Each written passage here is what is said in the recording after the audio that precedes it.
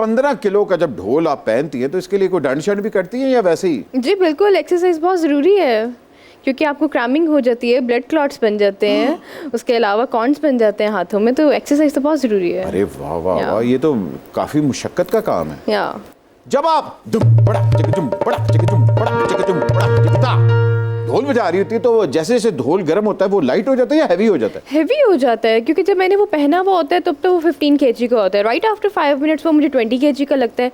Right after 5 minute वो 25 kg का, because strength के साथ इसका बहुत ज़्यादा कनेक्शन है। अच्छा। तो वैसे मैंने ऑडियंस को स्माइल भी करनी है, ग्रूव को भी इंजॉय करना है, टेम्पो में भी रहना है और ढोल के वेट को भी बेयर करना है। हाथों में क्लॉट्स भी बन रहे हैं, कॉर्न्स भी बन रहे हैं, उनको भी बेयर करना है।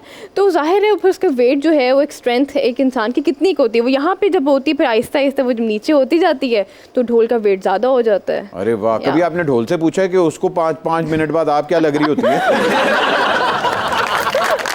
उसको भी मैं वैसी लग रही होती हूँ जैसे वो मुझे लग रहा क्या होता है मेरी खालू ने चिट्टी सी हूं लाल हो गई, हूं बहुत ही लाल हो गई है।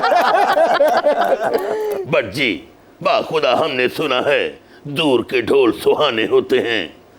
जो ढोल जितना खूबसूरत हो करीब के ढोल भी सुहाने लगते हैं। हाय हाय हाय, और आप तो वो ढोल है जो कि नेड़े से भी ना जहर ही लगता है। हद अदब,